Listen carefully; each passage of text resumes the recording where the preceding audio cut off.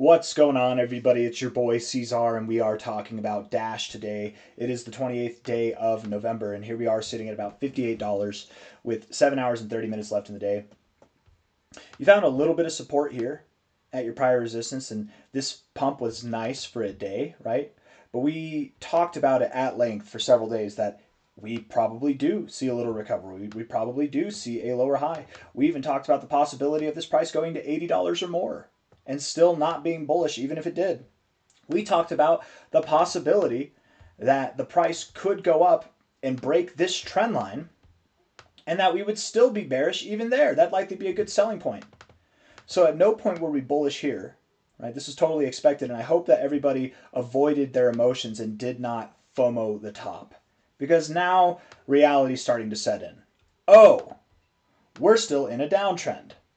Oh, we have lower to go. Oh, this prior area of resistance that we thought was providing support, it's not really doing that, is it? We're actually getting a weaker reaction. We bounced right here off of this area of resistance before. We had a very strong reaction. Here, you're bouncing off the same area with a weaker reaction. You know what comes next, right? Either an even weaker reaction or the break, right? We have confidently now, since the 21st of November, we have confidently, unwaveringly been calling for prices for Dash to go down anywhere from at a minimum to $51. This was close, but minimum $51 right there at the 0.5 to what will likely be something around $40 to $34. Something that would likely, instead of being at the top end of this range, be at the bottom end of this range, right? And I thought that we were going to get an ABC correction. I thought that's what was going to happen right here. One, it's going to be an A, right? It was going to be like an ABC move, A, B, C. But no, we had a little bit of volatility in between. The point still stands that A, B, C here, the expectation, if we are to go lower, would be something around this point or lower. What makes the most sense? Well, it doesn't make a whole lot of sense to stop up here. We likely would actually see something that goes past this line rather than shallow of this line. So to me, it really does make the most sense that we go down to about $40 to $34, which is pretty crazy, but at the same time, not really.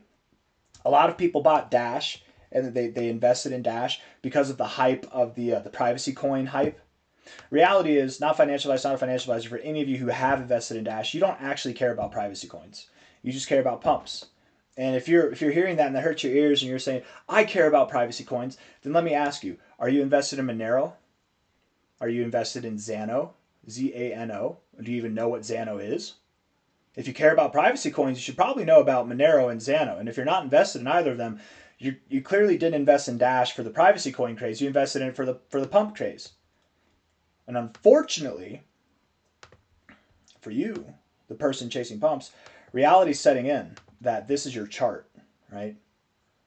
I do think, and I want to spoil the fun of the bears here, I do think that we recover and we do see higher highs. I do. I've said it skeptically from the top, even when it was the most bullish, to where we are now, that I think we do see higher highs. I even think we get above last cycle's highs. I don't know if we get above last cycle's highs or 2 cycles ago's highs, right? I don't know if we see new all-time highs. At this point, I'm under the anticipation that we see some type of, I'm under the expectation, sorry. I'm anticipating a move that is above this high, but below this high for your end of cycle, whatever, you know. Maybe if we go above this high, it's just barely above this high. I don't think that we go significantly above that high if we see new highs. But again, the reality is setting in here for a lot of you, because the difference between Dash and Zcash right now is everybody knows that, or there's been a lot of acceptance even from the Bitcoin maxi community that Zcash is something to rival. Dash, nothing's really being said about the tech. Nothing's really being said about the development. Nothing's really being said at all about long-term implementations. It's all about the pump.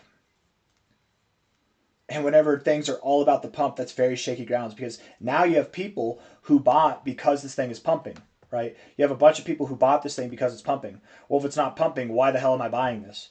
And in your head, you might think, no, I bought this for the speculation on the privacy plays. But that's not true, is it? Because if it was, again, you'd be invested in Monero or Zano, real privacy coin projects, not Dash. No offense to Dash.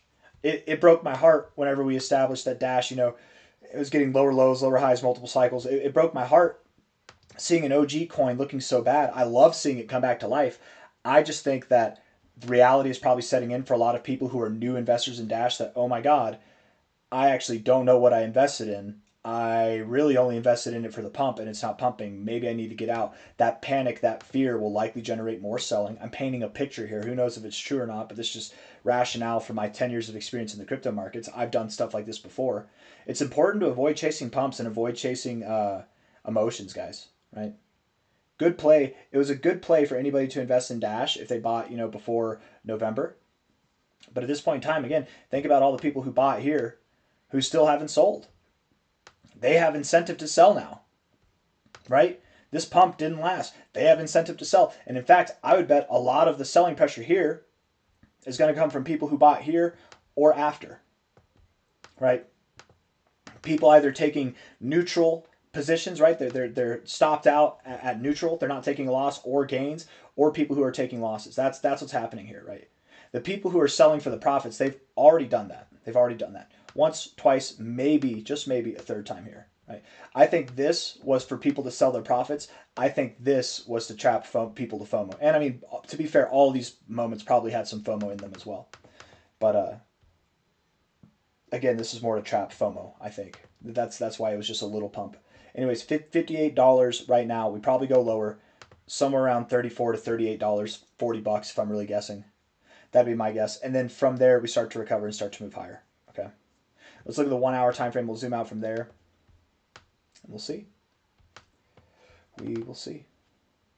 RSI has a little bit of bullish divergence. No bullish divergence, but looks all right here. Stochastics looks sad. And the MACD also looks sad. So nothing really to go off of there. 4 hour time frame, you did break out of your uptrend in the RSI. You had a little uptrend. You've broken out of it now. You look like you want to go lower. It does look pretty sad. You got overbought here, which is actually a higher reading than this reading here. It's a higher reading even than you had back here, and it was a lower high. That's not good. That's not good. You're getting stronger readings but weaker results. That's not good. That's hidden bearish divergence. Stochastics look bearish. The MACD went up to the zero, and you're now rejecting the zero, guys. Mark my words, this is not good. What happened the last time that you rejected the zero? Right here. What happened? You tried to find support, but then boom, then you rejected it and went down. What happened? Well, here it was, right here. This was your moment. This right here is directly comparable to this right here. That's all I'm trying to say. And I don't care if we bounce at 51. I don't care if we do this weird thing where we bounce above $40 and we're at like $45 to $41. We bounce there, but I'm fully expecting we see a $40 to a $34 price before this thing is done moving lower.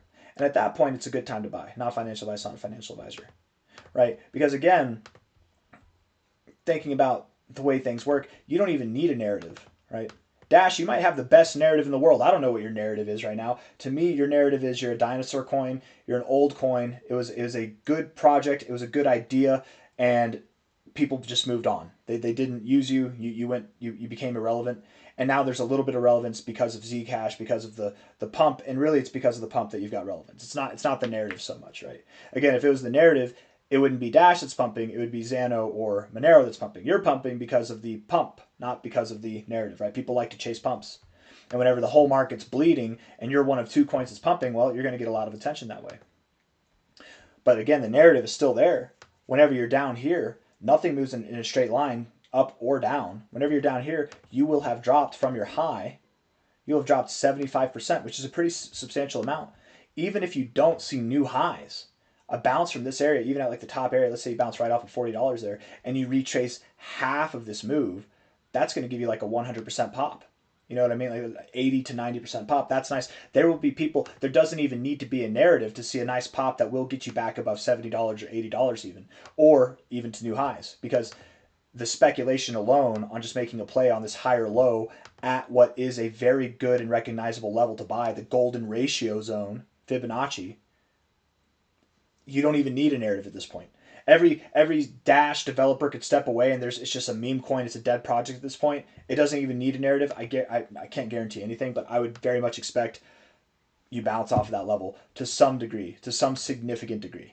We likely, from here at $58, we likely will see prices above $70 again, even in the worst case scenario. The best case scenario, and the scenario that I'm thinking, is that we will find support there and then we'll move up. Maybe not in a straight line like that. Maybe we find, a little turbulence here and there, whatever, but then we break out and it's fantastic. We move higher. That's what I think is going to happen.